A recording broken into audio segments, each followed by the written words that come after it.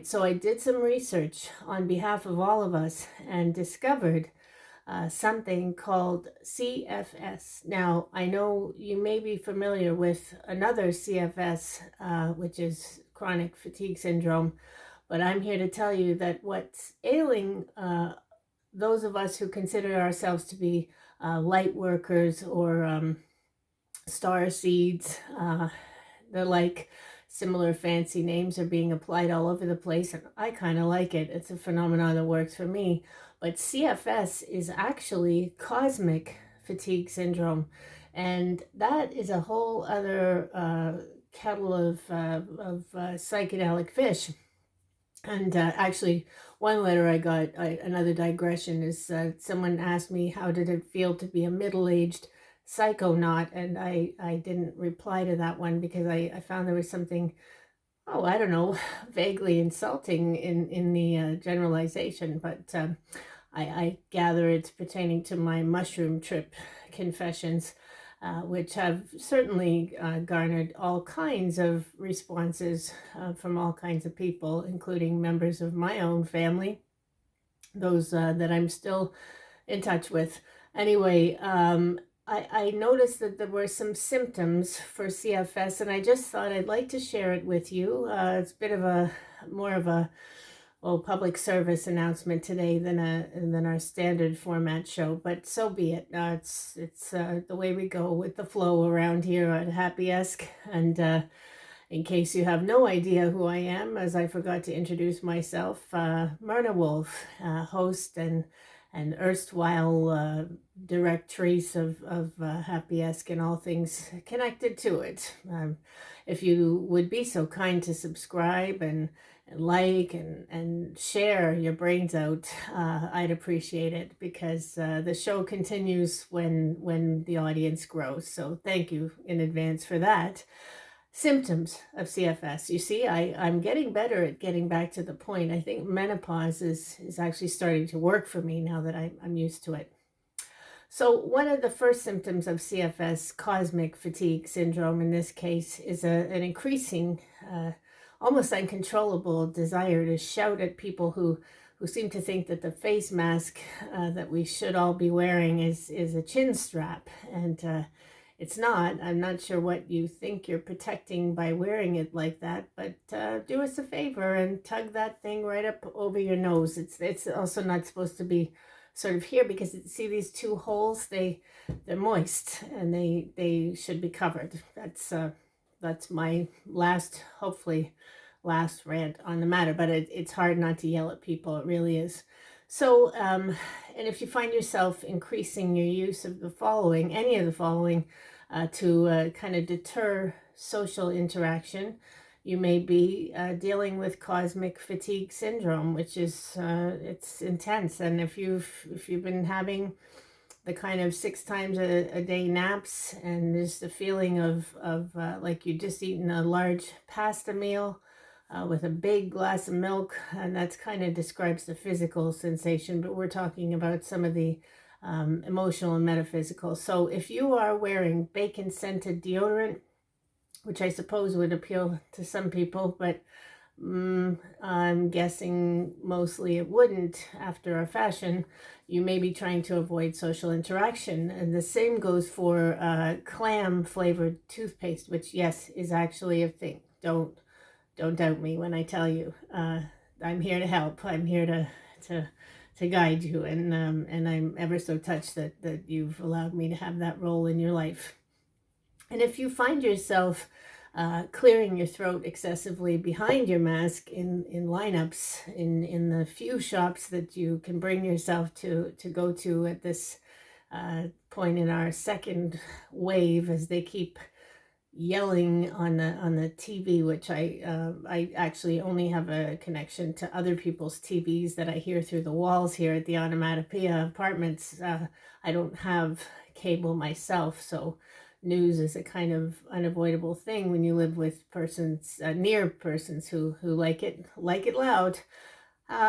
So if you're clearing your throat excessively in lineups to kind of keep people back, well, it probably works, but it's not it's a sign of cosmic fatigue syndrome. You just are starting to find passive aggressive ways to express your frustration. Ennui. Uh, that's a fancy French word. I like to toss my French in there, as you know. Ennui is can be either, in the case of cosmic fatigue syndrome, generalized ennui, which is like a kind of huge, heavy blanket, not the weighted kind, but just a heavy, wet blanket over your entire soul, and versus a sort of more focused ennui, where you kind of fixate on feeling malaise. Another, well, the French are so good at these evocative words, aren't they? But c'est dommage, I don't know any others. But anyway, the ennui, it's a big one. Now, if you really, this is how you know you've got it for sure, and there's no test for cosmic fatigue syndrome. It's just a series of questions one asks oneself. Inability to even feel even the slightest bit of disappointment in humanity, because you've got a kind of can't be bothered reflex going on, and that is the number one warning sign of cosmic fatigue syndrome. And lastly, how you know is you're hoarding chocolate products, which, I mean, people do that on a good day, so it's not that particular symptom, to my mind, wouldn't be one to kind of self-diagnose with. But you know, there you have it. Those are the symptoms. Now, what are the solutions? Because we're very much about the positive potential for things here on Happyesque, and it's really important to me to find answers to problems or challenges. And so, after a brief commercial break, we're going to explore how do we combat cosmic fatigue syndrome. You've been listening to Happyesque. I'm Merna Wolf. Talk soon.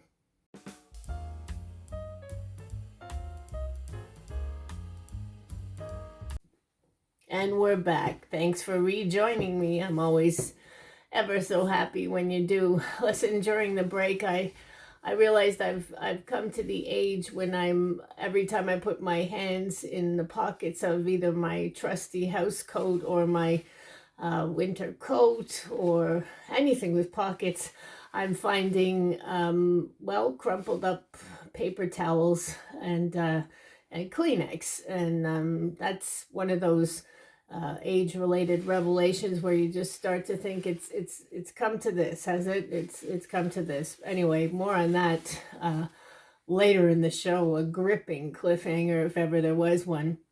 We're all about solutions here on Happyesque. As I said before the break, how do we deal with cosmic fatigue syndrome, CFS, the other CFS, kind of like the other white meat, I guess, on those pork commercials. But anyway, we have some solutions here. So if you're suffering from CFS, I want you to look at napping as medicine.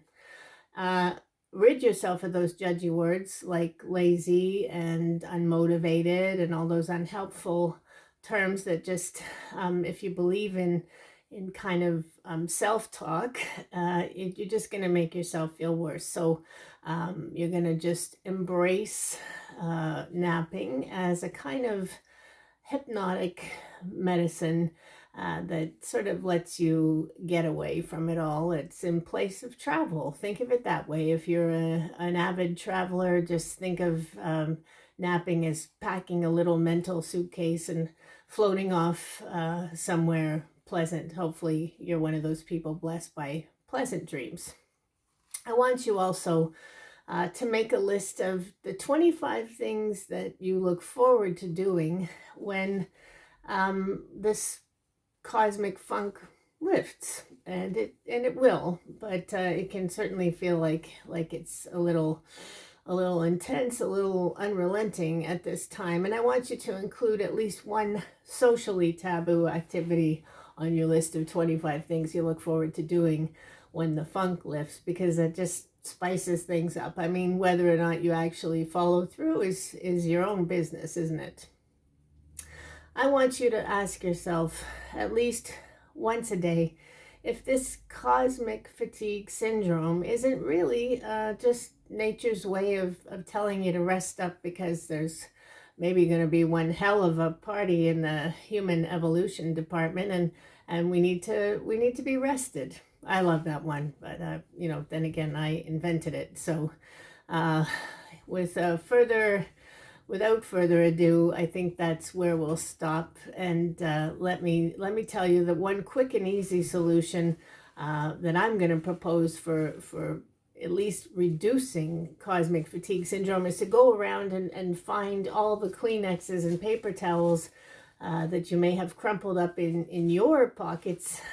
Find them in the car if you have one, all over the place, and get rid of them, because there's as my great wise grandma used to say, there's bad energy in old Kleenexes, and so you want to welcome the new fresh energy.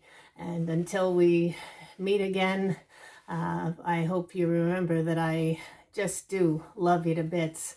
And you've been listening to Happyesque. I'm Merna Wolf. We'll talk again. And like I mentioned before, I'd love it if you'd subscribe and share and like, if you like what you're hearing, and share it with a friend. It's the kind thing to do.